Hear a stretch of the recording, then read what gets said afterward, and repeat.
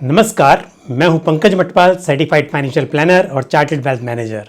स्वागत है आपका मनी कुमार के इस नए एपिसोड में। आज हम बात करेंगे रिलायंस के राइट इशू के बारे में। रिलायंस इंडस्ट्रीज़ अपना राइट इशू लेके आ रही है। क्या प्राइस होगा शेयर्स का? क्या आपको ये लेना चाहिए, नहीं लेना चाहिए? क्या आपको राइट इशू में सब्सक्राइब करना चाहिए या नहीं? आपको कितना फ़ायदा होगा? क्यों कंपनी राइट इशू लेकर आती है? इन सभी बातों के बारे में आज हम चर्चा करेंगे।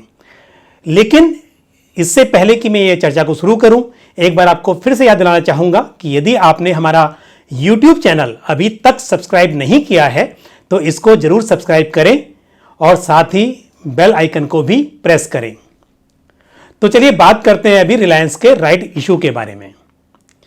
रिलायंस ने अभी अनाउंस किया कि वो राइट इशू लेकर आ रहे हैं। तो पहले समझते हैं कि राइट इशू क्या होता है।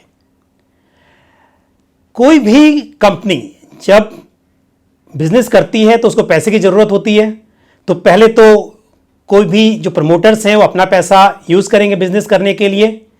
फिर वो लोन ले सकते हैं। लोन चाहे बैंक से लें या हो सकता है कि वो पब्लिक से या दूसरे इंस्टीट्यूशन से भी लोन ले सकते हैं। लोन जब लेते हैं तो या तो बैंक से लोन लेंगे या फिर जब पब्लिक से या इंडिविजुअल्स या इंस्टीट्यूशन से लोन लेते हैं तो उसके बदले में वो बॉन्ड्स या डिबेंचर इशू करते हैं। तो बॉन्ड्स या डिबेंचर इशू करके भी पैसा कलेक्ट किया जा सकता है। तो बॉन्ड्स या इशू जब कलेक्ट करेंगे, क्योंकि ये एक तरह से पब्लिक का या कंपनी का उस प्रमोटर के ऊपर, उस कंपनी के ऊपर लोन होगा, तो कंपनी जिनसे पैसा लिया है, जिनको बॉन्ड से डिबेंचर इशू किए हैं, उनको ब्याज भी देगी। लेकिन उसके अलावा एक तरीका यह होता है कि दूसरे इन्वेस्टर्स को, इंडिविजुअल्स को या कंपनीज को अपने बिजनेस में पार्टनर्स बना लिया जाए, मतलब कि उनको शेयर होल्डर्स बना लिया जाए। तो इसके लिए कंपनी शेयर इशू करती है। जब पहली बार कंपनी शेयर इशू करती है तो उसको बोलते हैं IPO, initial public offer. Reliance industry ने 1977 में पहली बार आईपीओ लॉन्च किया था और उस वक्त लोगों ने शेयर लिए। अब उसके बाद जब आईपीओ में अब इंडिविजुअल्स या कोई भी कंपनीज वो शेयर ले लेती हैं, तो उसके बाद अगर उनको पैसे की ज़रूरत है तो वो शेयर किसी दूसरे एंटिटी को, दूसरे इंडिविजुअल को बेच सकते हैं। और जिनको शेयर खरीदने हैं, क्योंकि रिलायंस ने तो आईपीओ लॉन्च कर दिया और वो क्लोज हो गया, अब किसी को अगर शेयर खरीदने हैं तो जिन लोगों के पास शेयर्स हैं उनसे दूसरे लोग खरीद सकते हैं।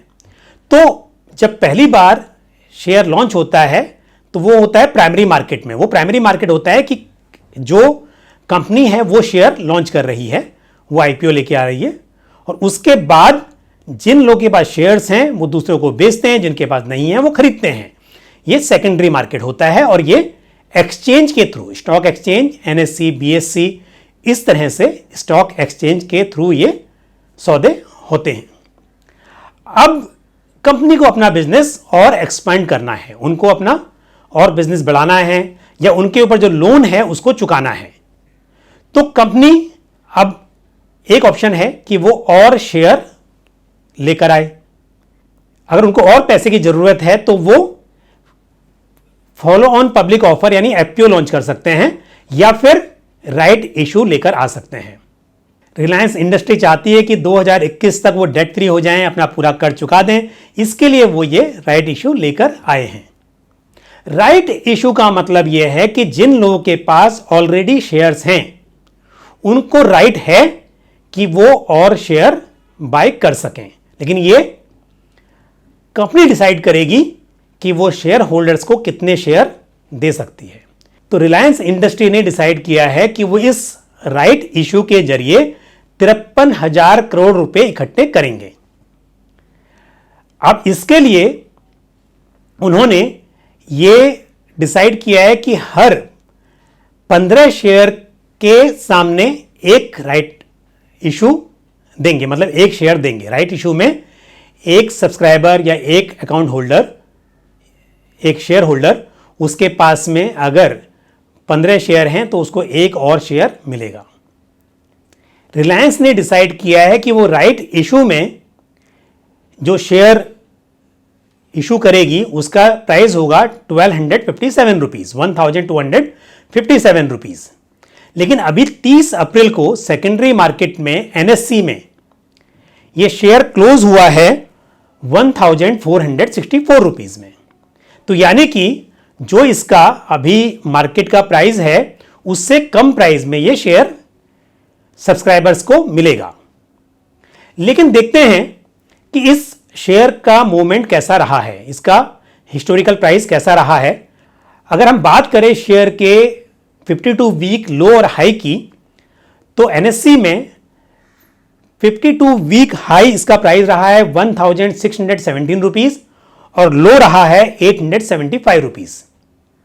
तो उस हिसाब से अगर हम बात करें, इस शेयर का जो प्राइस डिसाइड हुआ है राइट इशू के लिए 1257 वो बहुत कम नहीं है। दूसरी बात, 30 अप्रैल को इसका जो क्लोजिंग प्राइस था उसके हिसाब से करीब करीब 14% के डिस्काउंट पर राइट इशू में ये शेयर मिल रहा है। लेकिन अगर हम 52 वीक लो की बात करें तो उस हिसाब से ये बहुत सस्ता नहीं है।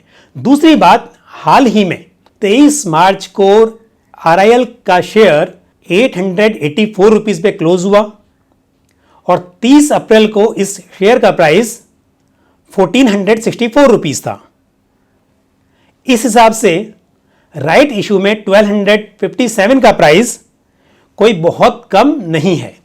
दूसरी बात, ये एक शेयर के बदले में एक शेयर नहीं है। मतलब अगर आप 30 अप्रैल के शेयर प्राइस से अगर देखें, जो क्लोजिंग प्राइस था 1464 का, उसके हिसाब से अगर आप देखते हैं तो ये करीब 21,960 रुपये होता है। तो मतलब 15 शेयर की जो वैल्यू है उसके सामने आपको एक शेयर मिल रहा है और उसके ऊपर आपको थोड़ा डिस्काउंट मिल रहा है। 1257 के प्राइस पर अगर आप ये एक्सपेक्ट करते हैं कि यहाँ आपको बहुत ज़्यादा प्रॉफिट होगा शॉर्ट टर्म में, तो मेरे हिसाब से उतना ज़्यादा प्रॉफिट होने की उम्मीद नहीं है। लेकिन रिलायंस इंडस्ट्री एक बहुत ही पावरफुल कंपनी है। अगर आपको लॉन्ग टर्म के हिसाब से अपने पोर्टफोलियो में शेयर्स बढ़ाने हैं तो डेफिनेटली आप राइट इशू में सब्सक्राइब कर सकते हैं। अब अगर आपको सब्सक्राइब करना है तो कैसे करना है, उसके लिए अगर आपका बैंक, जहां पर आपका सेविंग बैंक अकाउंट है, जो आपके डीमैट अकाउंट से बैंक लिंक है, वहां पर असबा की फैसिलिटी है। असबा मतलब application supported by blocked amount. अगर ये फैसिलिटी है, इस फैसिलिटी के अंतर्गत जितना पैसा आप इन्वेस्ट करना चाह रहे हैं, यानी जितने शेयर आप लेना चाह रहे हैं, उसकी जो वैल्यू है उतनी वैल्यू आपके अकाउंट में ब्लॉक हो जाती है और जब शेयर्स आपको अलॉट हो जाते हैं तो उतना पैसा आपका कट जाता है। अगर अलॉट नहीं होते हैं तो आपका पैसा आपको रिटर्न मिल जाता है। हालांकि ये तो क्योंकि राइट इशू है तो यहाँ पर आपको शेयर अलॉट हो जाएंगे और ये जो ब्लॉक्ड अमाउंट है, एक बार शेयर अलॉट होने के बाद आपके अकाउंट से पैसा डिडक्ट हो जाएगा। अगर आपका बैंक असबा में पार्टिसिपेट नहीं करता है तो उस केस में आपका जो रजिस्ट्रार है रिलायंस का, आपको उन्होंने फॉर्म भेजा होगा या फॉर्म आएगा, आप उस फॉर्म को भरकर साथ में अपना चेक लगाकर आप उसको बैंक में सबमिट कर सकते हैं। वो फॉर्म कहाँ पर सबमिट होगा, उन सभी बैंक्स के नाम उस फॉर्म में लिखे होंगे। तो आप डिसाइड कर लीजिए। अगर आप चाहते हैं कि लॉन्ग टर्म के लिए आपके पास रिलायंस के और अधिक शेयर होने चाहिए तो आप बेशक इस राइट इशू में सब्सक्राइब कर सकते हैं। यदि आपको हमारा ये वीडियो पसंद आया हो तो इसको लाइक करना ना भूलें और साथ ही जितना अधिक से अधिक हो सके इसको शेयर भी करें। और यदि आपने हमारा YouTube चैनल मनी कुमार अभी तक सब्सक्राइब नहीं किया है तो इसको जरूर सब्सक्राइब करें और साथ ही बेल आइकन को भी प्रेस करें ताकि जब भी हम कोई नया वीडियो अपलोड करें तो आपको उसकी जानकारी मिल सके। इसी तरह की महत्वपूर्ण जानकारी के साथ आपसे फिर मुलाकात होगी। तब तक के लिए अपना ख्याल रखिए। जय हिंद। Thank you.